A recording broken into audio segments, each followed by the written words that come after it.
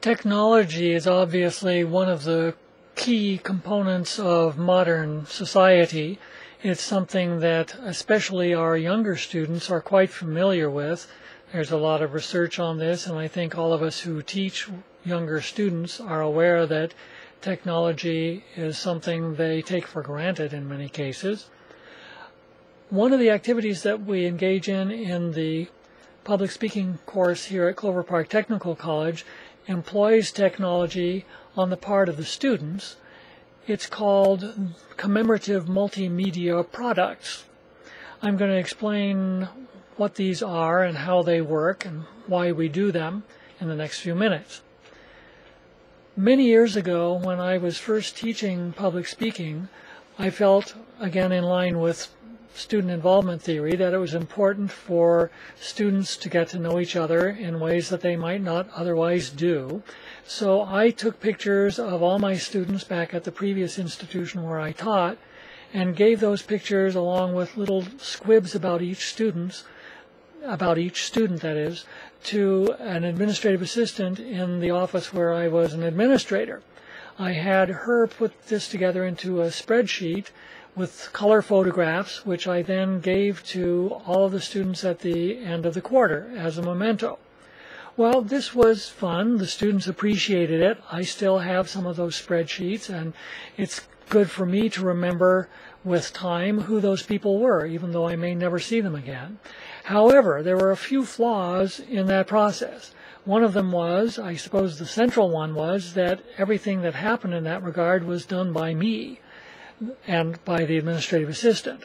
This turned out to be fun the first time and a little bit less fun the second time, and really sort of a trial the third or fourth time.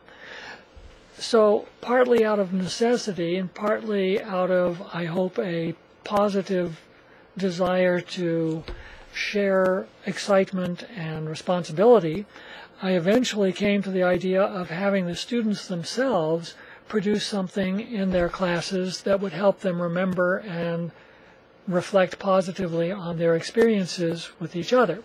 So that's where the commemorative multimedia product came from.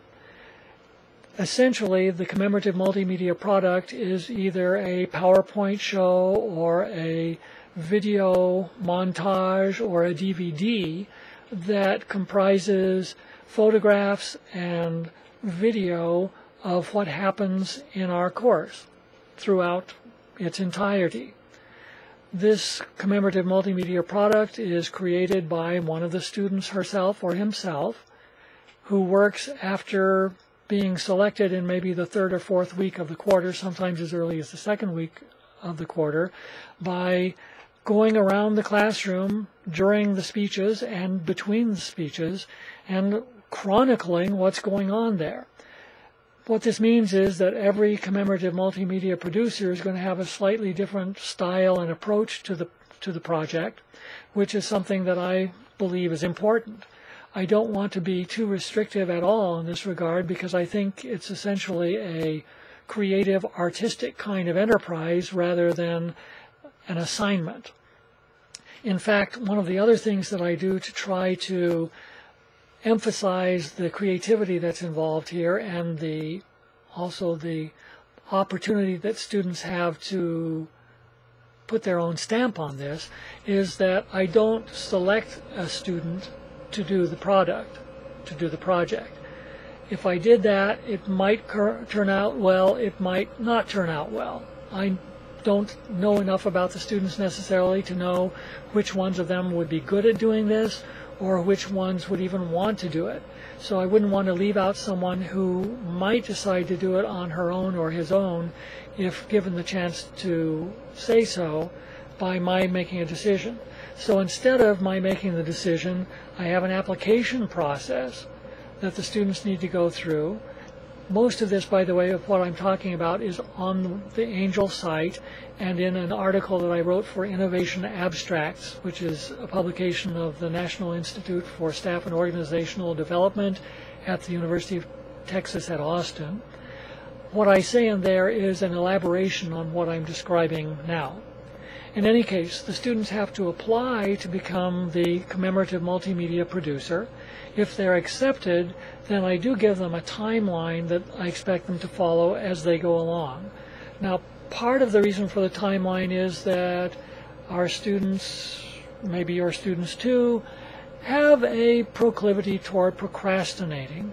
However, what I found out with respect to the commemorative multimedia product is that the kinds of students who apply to do one are always, and I mean always, the kinds of students who know how to plan these things. I guess there was maybe one student who sort of slapped one of these things together in the last 2 or 3 weeks, but even there the quality was not really poor, it just wasn't distinguished, shall I say. So the process of selecting the students is something that I take very seriously. I want it to be seen by them as a professional activity.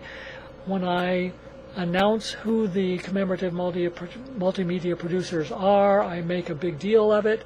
In class, I will say, this person was recommended by a reference who said such and such and such and such. I never reveal who the individual is until the last sentence, sort of like the Oscars or something, so that the person who is selected will feel recognized and important for the kinds of skills that are required to do this. Obviously, making a commemorative multimedia production is not a public speaking activity per se, and yet I think it obviously contributes to the atmosphere and the results of a public speaking class if you have someone every day who's going around and taking photographs and video of what's happening.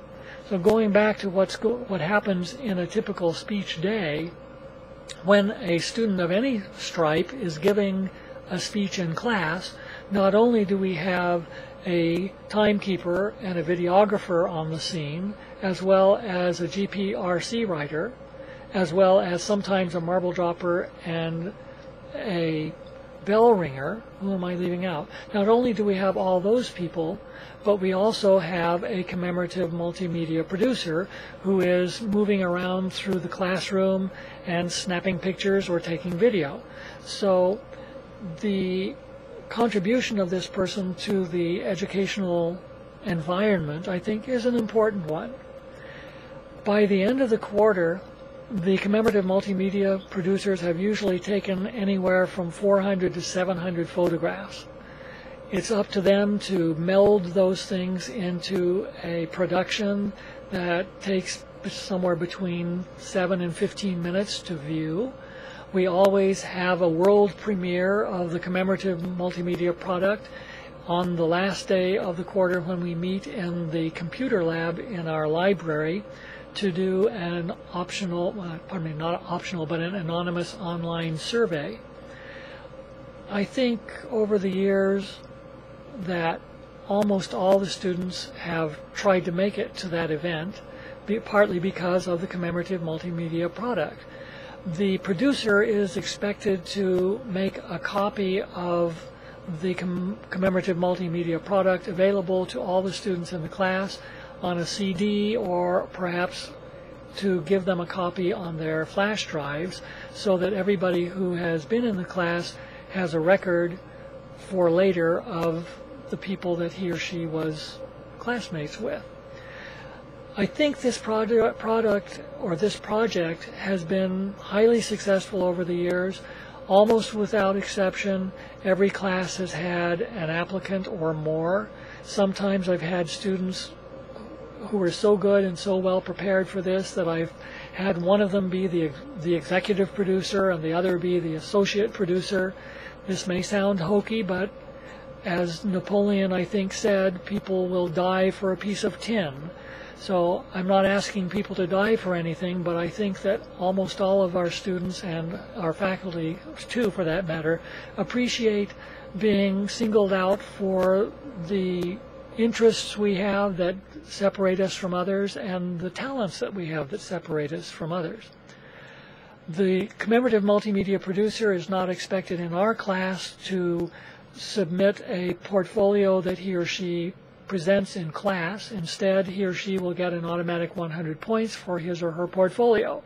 The portfolio still needs to be completed, but throughout the years, it's appeared to me anyway that the commemorative multimedia producers always feel a sigh, feel relieved and happy at the end of the quarter when they know they don't have to give a 7 to 10 minute speech on their portfolio, but instead are going to have the joy of showing their classmates the production that they've put together throughout the quarter.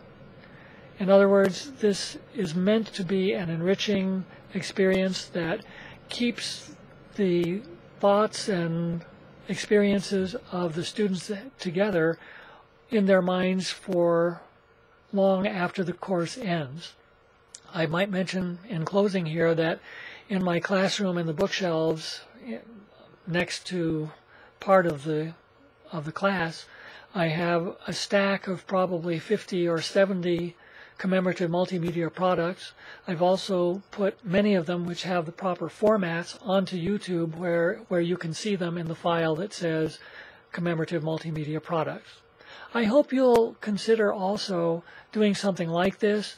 It goes without saying perhaps, but if you in your institution do something similar to this that you have found to be useful for your students in terms of cementing their positive feelings toward each other and toward the course, then please share those ideas with me so that they can go in the open course library and be available to other faculty members and students around the world.